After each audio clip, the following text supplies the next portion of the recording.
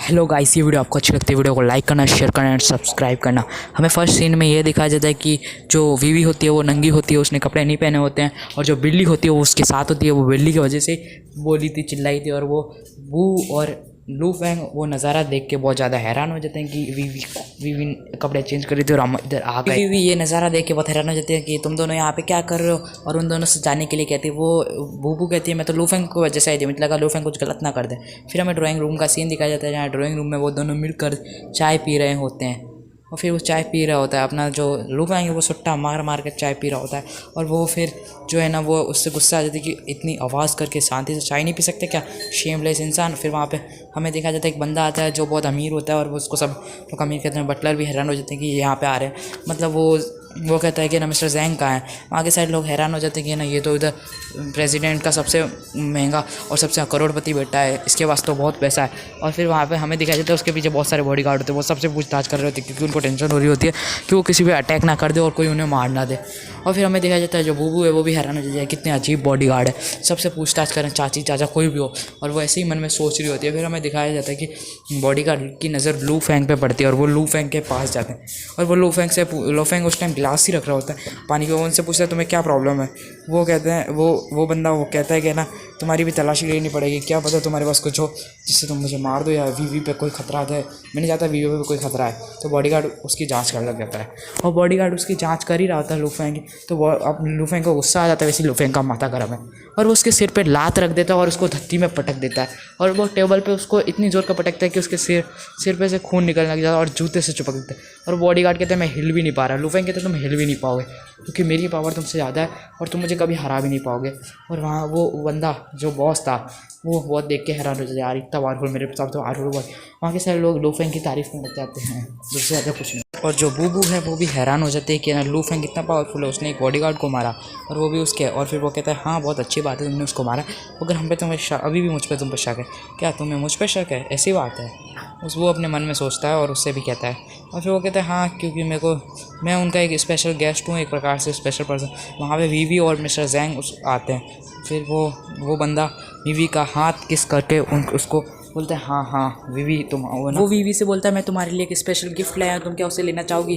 और फिर वो गिफ्ट को बुलाता है, और गिफ्ट और कुछ नहीं, वो कहता है कि है ना ये गिफ्ट तुम्हारे लिए, ये मैंने अपनी बहुत मेहनत से और बहुत ज़्यादा पैसे लगा खरीदा है, इससे तुम ज़िंदगी भर तक जवान रहोगे और इससे तुम्हारी जवानी हमेशा बनी रहेगी। बाकी सारे लोग कहते हैं यार इतना सबसे ज़्यादा इतनी मैजिकल चीज़ उससे दे रहा है वीवी को, और इतनी करोड़पति को। वो कहती है कि नहीं मुझे इसकी ज़रूरत नहीं है, तुम ही रखो ये, और वो उसको मना भी करती है, मगर वो बेचारा टेंशन में रहता है। वो सोचता है वीवी तो लेके रहेगी इसको तो। और तो फिर वहाँ पे वो बाव बोलता है कि ना इसने तो वीवी ने तो अपने जो लू फैंग का है ना स्ट्रीट फूड खाया है, सब बातें करके थे तो बिस्किट और चॉकलेट। अपना लू फैंग भी खुश होता है मन में, यार मेरी बातें हो रही हैं, वाह गुस्से में आ रहा है पता नहीं क्या।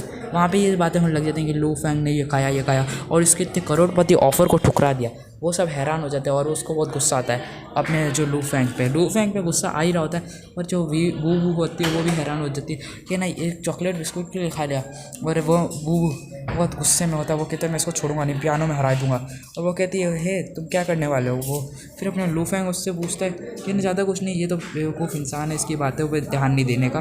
और वो और ज़्यादा फिर वो पियानो को देखता है, पियानो को देखते उसके मन में सोचता है कि मैं पियानो को बजाकर वीवी का दिल जीत लेता हूँ। और वो पियानो के पास जाने लगता है, पियानो के पास जाने ही लगता है। वो धीरे धीरे पियानो के पास पहुंच ही जाता है, और फिर पियानो पर बैठ जाता है और कहता है कि अब मैं वीवी का दिल जीत ही लूँगा। और फिर वो कहता है मैं पियानो बजाता हूँ, तुम सब मेरा गाना सुनना, और लू फैंग और मेरे में मैच है, जो अच्छा गाना बजाएगा उसको सब कमेंट करेंगे। फिर वो गाना बजाना स्टार्ट कर देता है। उसका गाना अच्छा तो होता है, बहुत सबकी तरफ जा रहा होता है, सब लोग सुन रहे होते हैं, गाना उसका अच्छा होता है इतना कि वहाँ पे लोग उसकी तारीफ़ करने लग जाते हैं कि वाह भाई क्या गाना है। और वहाँ वीवी भी थोड़ी शौक होती है कि ना इस वीवी कहती है कि है ना मैं लू फैंग के साथ डांस करती हूँ इस गाने पे, और वो लू मगर फिर वो मन में शर्मा देती कि लू फैंग ने ना कर दिया तो मेरी बेइज्जती हो गई। तो मगर अपना लू फैंग कुछ और ही सोच रहा होता है। लू फैंग क्या बूबू वो कुछ और ही सोच रही होती है, यार इसने ऐसा गाना गा लिया, क्या लगता है कि अपना जो लू फैंग है वो इसमें इतना टैलेंट होगा कि इतना अच्छा गाना बजा पाए। और फिर वो बोलता है लू फैंग तुम बजा के बताओ ना, तुम मुझसे भी अच्छा बजाओगे, लगता तो ऐसा ही। फिर अपना लो फेंग मन में सोचता है यार क्या सोचता है पता नहीं, जो भी सोचता हो वो ठीक है। फिर वो मिस्टर जेंग सोचते हैं ये ना क्या ये बजा पाएगा, और फिर अपना लू फेंग वहाँ से खड़ा होता है और वो कहता है फ़ाइन फ़ाइन मैं ज़रूर बजा लूँगा, ये मेरे लिए कोई ज़्यादा बड़ी बात नहीं है। और फिर वो उसके बगल में से करता है और कहता है तुम्हें नहीं पता कि मैं कितना अच्छा बजा पाऊँगा। और वो कहता है मुझे लगता नहीं है तुम ये बजा पाओगे, क्योंकि है ना तुमने कभी पियानो देखा है इतना महंगा और इतने सारे फंक्शन। पियानो के पास पहुँचते ही वो है ना बहुत रिगार्ड से और बहुत अच्छे से गाना बजाना स्टार्ट कर देता है, और गाना इतना अच्छा होता है कि वहाँ के सारे लोगों का दिल झूम उठता है और वो सब हैरान हो जाते हैं। और इतना अच्छा गाना, और उसने इतना अच्छा गाना कैसे, और उसकी शक्ल तो देखने लायक थी जिसने उसको चैलेंज किया था, और वो बहुत ज़्यादा हैरान हो जाते हैं कि इसने इतना अच्छा गाना कैसे बजा लिया। और वीवी कुछ ज़्यादा ही खुश हो जाती है और वो कहती है वाह लू फेंग तो सही में बहुत इम्प्रेसिव है। और फिर वो है ना वो बंदा चिढ़ के मारे वो वहाँ से जाने लगता है और वो कहता है चलो बॉडीगार्ड्स के साथ। बॉडीगार्ड और मिस्टर जेंग कहते हैं ये बंदा टैलेंटेड ही नहीं है, एक बॉडीगार्ड और एक पावरफुल इंसान है। फिर हमें झूमर दिखाया जाता है जहाँ सब लोग बातें कर रहे होते हैं, लू फेंग की तारीफ़ कर रहे होते हैं। फिर अपना लू फेंग एक बर्थडे सॉन्ग बजाता है, तभी है ना जो बटलर है वो कहता है आपका केक। फिर है ना वीवी कहती है हाँ हाँ मेरा केक बटलर। और फिर अपना जो लू फेंग है वो हैप्पी बर्थडे ये गाना बजाने लग जाता है पियानो पे। और ये गाना सुन के सब बहुत ज़्यादा ही खुश हो जाते हैं और कहते हैं वाह वाह वाह क्या गाना है। और उसको तारीफ़ करने लग जाते हैं हैप्पी बर्थडे। और वीवी भी खुशी हो जाती है, बोलती है आप सबका धन्यवाद जो मेरी बर्थडे पार्टी में आए। और वहाँ पे जो बूबू है वो कुछ और ही सोच रही है, वो सोच रही होती है आज अभी सब अपनी अपनी इच्छाएं मांगेंगे तो शायद तक किलर वीवी पे अटैक करने की सोचे तो मैं उसको पकड़ सकूँ। वो वीवी के पास जाती है और वीवी के पास से अपने जेब में से एक चाकू निकाल लेती है, और वो चाकू सामने हमें पता चलता है कि वीवी पे कोई अटैक करने वाला है। और वीवी पे कोई अचानक से एक तलवार आती है, तभी जो है ना बूबू है वो उस अटैक को रोक लेती है। फिर वो रोक लेती है और वो वीवी पे अटैक नहीं होने देती। सब उस टाइम इच्छा मांगने में लगे हुए थे तो वो किलर उस पर अटैक करने वाला था, तो जो किलर भी हैरान हो जाता है यार इसमें इतनी स्ट्रेंथ है कि ये मेरे अटैक को रोक दिया, और मैं एक असेसन टाइप का किलर हूँ, मगर इसने तब भी मेरा अटैक रोक लिया, मगर मैं इसको छोड़ूंगा नहीं, मैं इतना कॉन्फिडेंट हूँ कि इसको मैं आराम से हरा सकता हूँ। और वो भी सोचती है मैं अपनी दोस्त की जान नहीं जाने दूंगी, कुछ भी हो जाए बेशक मेरी जान चली जाए, बूबू कहती है। और वो किलर कहता है कि अब तुम बच जाओगी बिग ट्रेडर, और फिर बिग ट्रेडर क्या बिग बॉस वाली कुछ भी हो। फिर वो उस पर अटैक करने लग जाता है और उस पर अटैक करता जाता है। तभी जो बूबू है वो भी फिजिकल मूवमेंट्स पे उसके जितनी होती है मगर उससे कम होती है, इसलिए फिर वो दूसरी जगह पे चले जाते हैं जहाँ पे वो फाइट कर सके। और फिर वो कहता है कि ना किलर कहता है कि ना तुम्हें लगता है कि तुम मुझे हरा पाओगे, मैं एक बहुत पावरफुल और एक साइको हंटर हूँ, तुम मुझे जानती हंटर क्या, मैं एक साइको किलर हूँ। तो वो दोनों आपस में फाइटें होने लग जाती है उन दोनों की, और फाइटें बहुत पावरफुल होती है। उन दोनों की फाइट में कोई लात मार रहा होता है, कोई मुक्का मार रहा होता है, मगर है ना लास्ट में जो बूबू है उसके गले पे चाकू रखते तो वो कहते हैं अब तो तुम बचोगे नहीं। और अपना लू फेंग पूरा गाना ख़त्म करता है, सब अपनी अपनी इच्छा मांगते हैं। लू फेंग और बूबू किधर है वो बोलती है बूबू किधर चली गई, वो बहुत हैरान होती है, बूबू के बारे में पूछती है। तो है ना लू फेंग बोलता है अभी मैं ढूंढ के आता हूँ, देखता हूँ कहाँ गई है वो, मेरे को लगता है यहीं कहीं होगी, इच्छा मांगते मांगते कहीं बाहर निकल गई होगी। तो फिर वहाँ के बटलर कहने लगते थे हाँ हाँ आप तो बहुत अच्छा गाना है, उसकी तारीफ़ करने लग जाते हैं। और है ना फिर वहाँ पे हमें फाइट सीन दिखाया जाता है जहाँ पे फाइट चल रही होती है, उस टाइम फाइट चल रही होती है, और है ना जो बूबू होते हैं उसकी जान खतरे में होती है, वो कभी भी मर सकती है। और है ना फिर वो अपनी टांगों से सोचती है कि मैं उसके अपनी लेग्स से उससे रोक सकती हूँ, मगर अब जो किलर था उसने अपनी टांगों की मदद से उस अटैक को भी ब्लॉक कर लिया। और फिर जो वो हैरान हो जाते हैं अब तो लगता है कि मैं मर ही जाऊँगी, बूबू कहती है। और वो किलर कहता है हाँ अब तुम मर ही जाओगे, अब तुम जिंदा बचने का कोई चांस ही नहीं बचता।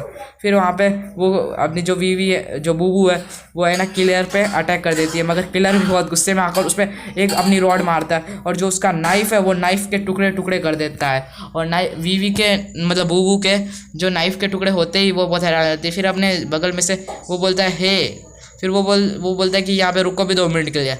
और वैसे ही वो कहता है लू फेंग, वो और कोई नहीं अपना लू फेंग होता है, वो कहता है इस फाइट को कैंसिल करो, ये तो रात का टाइम है, फाइट करने का कोई टाइम नहीं।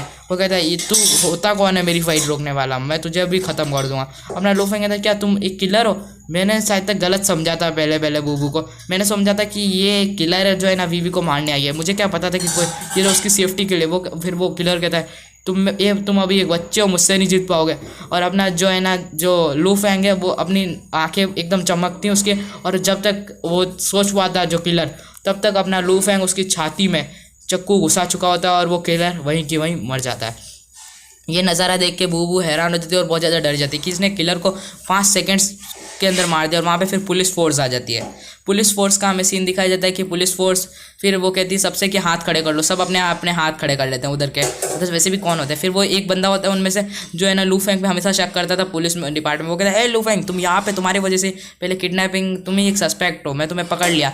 और मिस्टर जैंग भी उधर आ जाते हैं, वो कहते हैं नहीं इसमें कोई गलती नहीं, ये बॉडीगार्ड है, इसका काम है कि है ना कि ये किलर्स आए जो मेरी बेटी को मारे तो मेरे को मेरी बेटियों को बचाए, तो उसका ये काम है, तो आप उसे अरेस्ट नहीं कर सकते। और वो कहता है कि तुम मुझे अपना काम मत सिखाओ, मैं अपना काम जो कर रहा हूँ सही से करने दो, तुम एक ज़रूर अमीर फैमिली से होंगे, उससे मुझे कोई फ़र्क नहीं पड़ता। फिर अपना लू फेंग कहता है कि नहीं इसमें मेरी गलती है, तुम मुझे अरेस्ट कर सकते हो, पहले अपने बॉस को तो बुलाओ पहले, और तुम्हारे बॉस को बुलाओ। और है ना ये वो गुस्से में कहता है, जो है ना जो बंदा होता है वो है ना बहुत ज़्यादा हैरान हो जाता है कि नहीं यार इसने ऐसा कैसे कह दिया, और बाकी सारे लोग भी हैरान होते हैं। तभी वो सबको रोक लेता है कि नहीं गोली मत चलाना वरना अभी लू फेंग मर जाएगा। और है ना फिर वो लू फेंग पे अटैक करने लगता है। फिर उनका बॉस आ जाता है, बॉस सबको रोक देता है स्टॉप। और फिर वो बंदा भी हैरान हो जाता है, वो कहता है बॉस आप यहाँ पे, आप तो कहीं गए थे। तो है ना वो कहते हैं देखो मैंने लू फेंग को पकड़ लिया, वही बंदा जिसने पहले एक सस्पेक्टेड किडनैपर में वो शामिल हुआ था। फिर वो है ना अपना लू फेंग उसकी तरफ उंगली दिखाता है, इशारे करता है, इशारे में वो समझ जाता है। और वो उससे कहता है क्या तुम्हें पता ही है इसमें गलती किसकी है। वो कहता है नहीं उसमें मुझे नहीं पता, इसमें गलती उसके किलर की है, वो आया तो बॉडीगार्ड का काम होता है उसे मारना, और तुम एक है ना फालतू काम कर रहे हो, अपनी जॉब पे ध्यान दो, और तुम्हें है ना उसको पकड़ना नहीं चाहिए था और उसकी शाबाशी करनी चाहिए। तुम्हें शर्म नाम की कोई चीज़ भी है, तुम किस बात के पुलिस ऑफिसर बन गए। मेरे को अपने पुलिस ऑफिसर पे बिल्कुल वक्री नहीं है कि मेरे भगवान ऐसे पुलिस वाले देते ही नहीं, दोस्त भी नहीं होते हैं, तो इससे बढ़िया मैं एक अच्छा सीनियर तो होता। तभी वो फिर वो रोने लग जाता है और वो कहता है हाँ भाई हाँ। फिर बॉस का फिर वो बूबू बहुत हैरान हो जाती है, वो कहती है आज इसने मेरी भी जान बचा ली बीवी की तरह। और वो खुश होती है और वो कहती है तुमने मेरी आज जान बचा ही ली। और वो उन दोनों की बातें चलती हैं कि वो अपना इंट्रोडक्शन देते हैं एक दूसरे को, और वो दोनों मैं एक नॉर्मली ऑर्डिनरी स्टूडेंट हूँ, मगर वो कहते हैं नहीं तुम एक ऑर्डिनरी स्टूडेंट नहीं हो, एक फालतू इंसान हो, मुझे तुम्हारे पे शक है। वो कहता है कि ना मेरे नहीं होता तो तुम मर जाती। वो कहते हैं नहीं मरती। और फिर वो कहती है मेरा अब जाने का टाइम हो गया, बीवी का ध्यान रखना हमेशा, और तुम उसका बॉडीगार्ड अच्छे से बनते हैं। फिर हमें एक सीन दिखाया जाता है जहाँ पे एक रूम होता है, जिस रूम में एक बंदा होता है जो फिर अब वही एक लड़की आती है, वही जीजी, और वो कहती है कि मैंने आज ब्लैक फॉक्स गैंग के बारे में बहुत सारे चीज़ें पता कर ली हैं। वो बंदा कहता है कि हाँ व्हाट हैपेंड, मतलब क्या। फिर हमें दिखाया जाता है कि है ना जो जर्नलिस्ट होती है वो अपने मालिक से कहती है कि आप ब्लैक फॉक्स गैंग को सजा नहीं दोगे, मैंने उसके बारे में फुल प्रूफ, आपने कहा था उसके बारे में सब इन्फॉर्मेशन निकालो, तो मैं उन्हें के बारे में थोड़ा रिएक्शन लूँगा। फिर वो थोड़ी देर सोचता है कुछ, और फिर वो अपने पास से कुछ पैसे मतलब एक तरह का मैसेज टाइप निकालता है, उसमें बहुत सारे पैसे होते हैं, और वो कहता है ये लो तुम्हारी सैलरी, और है ना ये तुम्हारी एडवांस की सैलरी भी है, तुम्हें ब्लैक फॉक्स गैंग के बारे में ज़्यादा कुछ पता नहीं करना क्योंकि वो मैं उनके साथ मिला हुआ हूँ और तुम उनके साथ ऐसा नहीं करो। फिर वो बहुत गुस्से में जाती है और वो कहती है क्या आप ब्लैक फॉक्स गैंग के साथ मिले हो, और वो बहुत गुस्से में आती है। उन्होंने कहती है आपको शर्म नहीं आती, आप उन दुश्मनों के साथ मिलते हो, और है ना उनसे वो पैसे तो लेती है मगर उन्हें एक स्पीड में चाटा देती है, जिस चाटे पे उसके पैसे निकल के फट गए हों, उससे कोई चिंता नहीं, पैसों के पैसे के लिए थोड़ी काम कर रही है उनको पकड़ना। और वो कहती है शेमलेस इंसान, तुम्हें शर्म नाम की कोई चीज़ भी है भी या नहीं है, तुम्हारी सारी शर्म क्या तुम धोती में खींच के बेच के मर चुके हो क्या। और फिर वो वहाँ से जाने लगती है, और फिर हमें एक ऑर्फनेज का सीन दिखाया जाता है, और यहीं से ये एपिसोड एंड हो जाता है। ये वीडियो अच्छी लगी हो तो like and share and subscribe जरूर करना। Thanks to watching.